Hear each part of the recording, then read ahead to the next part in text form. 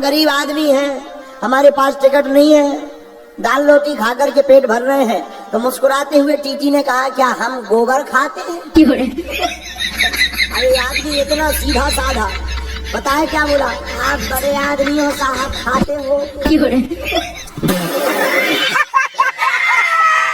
दोस्तों आज के हमारी कॉमेडी वीडियोस बहुत ही शानदार है, आप लोगों को बहुत मजा आने वाला है, तो चलिए। और मेरा प्रश्न है कि हमारे यहाँ के जो जितने ब्राह्मण है ना, सारे मांस मछली खाते हैं, तो उनसे पूजा फिर कैसे करवाएं? कहाँ पे? झारखंड। तो आप लोग समझाओ, आप भी खाते हो मांस? नहीं, हम नहीं खाते। तो उनको समझाओ क्यों खाते हैं। उन लोग नहीं छोड़ेंगे। तो जो ना खाते हैं उनको ढूंढो। कोई नहीं हमारे यहाँ, सारे खाते हैं। ऐसे कैसे हो सकता है? है ही नहीं। कुछ तो बाकी होंगे। हम लोग जितने देखे, हम लोग परिचित में जितने सारे खाते हैं। तो आपको फिर वृंदावन से बुला लेना चाहिए। सत्यनारायण की भी कथा होती है तो उसके लिए लेना। सत्यनारायण की भी कथा कराने खोलते हैं, फिर उसके लिए वृंदावन से। कोई तो होगा, ऐसा तो हो नहीं सकता कि कोई भक्त ना हो, कोई अच्छा व्यक्ति ना हो। सब जगह अच्छे बुरे होते हैं, माना कि बुरे ज्यादा है, पर ढूंढिएगा आसपास 10-20 किलोमीटर दूर के एरिया में कोई ना कोई सात्विक मिलेगा आपको। इस तन को, मन को सुंदर बनाना तुम्हारा काम, लेकिन भैया क्रीम पाउडर फेयर लवली लगा के नहीं, तुम फेयर लवली लगा करके क्रीम पाउडर थोप छाप के बूटी फुल लगो। गुरुजी राधे राधे जी, मैं बिहार से आया हूँ। आया हूँ कि आई हूँ? आई हूँ। मैं बहुत आपको टीवी पे देखा था। मैं तो देखा था कि देखी थी? देखी थी। हाँ। तो मैं ढूंढते ढूंढते मम्मी पापा को लेके चला आया, मेरे घर वाला चला आया कि चली आई? चली आई। बताओ। मैं तो पहले बिहारी जी के दर्शन किया, फिर वहाँ से पूछते आया हूँ कि आई हूँ? आई हूँ। तुम आया हो कि आई हूँ, कंफर्म करो क्या हो? आई हूँ। अच्छा। दोस्तों वीडियो यदि आप लोगों को पसंद आते हैं तो प्लीज वीडियो को शेयर करना, चैनल को सब्सक्राइब करना न भूलें। वर्तमान में तो हनुमान जी बचाए, बहुत से लोग माला लिए रहते, राम राम राम राम राम राम। अरे भैया समोसा ले आइयो। राम राम राम राम राम राम राम। कचौड़ी बन गई। राम राम राम। अरे भैया माला चला रहे हो, राम राम जप रहे हो, कचौड़ी पा रहे हो।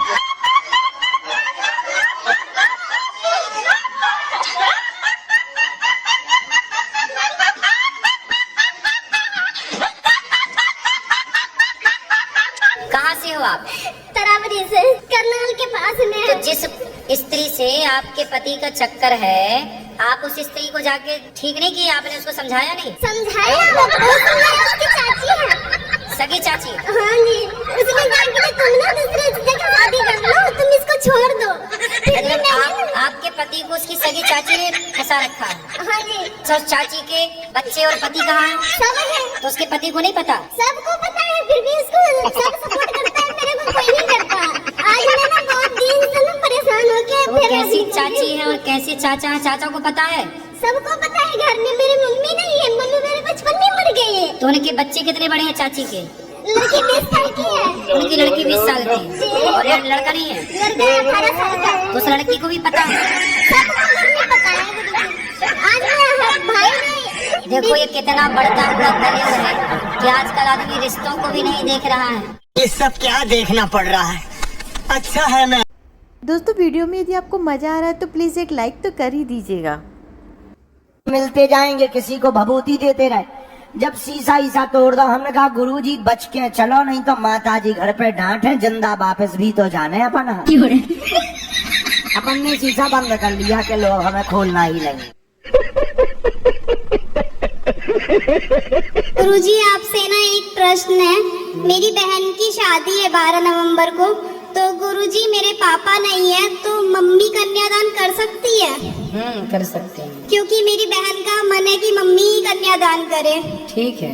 पर गुरुजी बहुत से लोग कहते हैं कि ना मम्मी कन्यादान नहीं कर सकती है। क्यों? कहते हैं कि जोड़े से बैठना होता है। तो जोड़े से भगवान को बिठा लेना, भगवान भी तो अपनी जोड़ी हैं, सबके पति भगवान है, तुम हो एक अगोचर सबके प्राण पति। ठीक है गुरुजी। और गुरुजी एक और बात है कि आप इतने अच्छे हो, इतनी अच्छी कथा सुनाते हो, हमेशा कुछ ना कुछ सीखने को ही मिलता है। और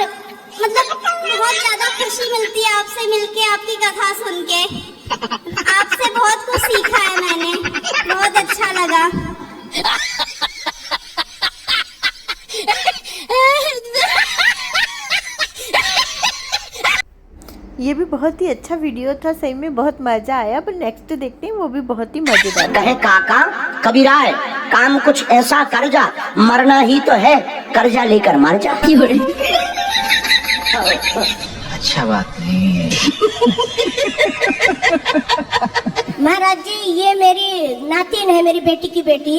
इनकी माँ ऑस्ट्रेलिया में रहती है, अभी 14 साल की है। महाराज जी चोरी बहुत करती है, अलमारी की चाबियाँ ढूंढ के पैसे निकाल लेती है, जितने मर्जी हो, चाहे 10,000 हो, चाहे 1,000 हो, चाहे 100 हो। फिर पैसे का क्या करती है? कोई स्कूल में जाके बच्चों को बांट देती है, कभी लीची जूस खा लिया और ऐसे करके उड़ाती है। जब पता लग जाता है हमें तो फिर मार बहुत खाती है मेरे से, और फिर बताती है कि हाँ मैं लेके गई। बात कराओ। तो आप चोरी क्यों करती हो बेटा? कितना चोरी कर चुकी हो आज तक? 2000 चुराई हो। फिर क्या किया था आपने पैसे का? स्कूल में खा गई। क्या सामान खा गई? कैंटीन से क्या क्या खाया था बताओ? चाउमीन, फ्रूटी ऐसे। तो मैया बच्चों को कुछ चाउमीन वगैरह थोड़ा खवा दिया करो। महाराज जी इतना मैं खर्चा करती हूँ, इतना खर्चा करती हूँ। ये दोनों बहनें हैं और ये देखो कितनी सुशील है, एक ही माँ की बेटी है ये। लेकिन इनकी आदत पता है क्या है महाराज जी? रोटी भी चोरी करके खाएगी।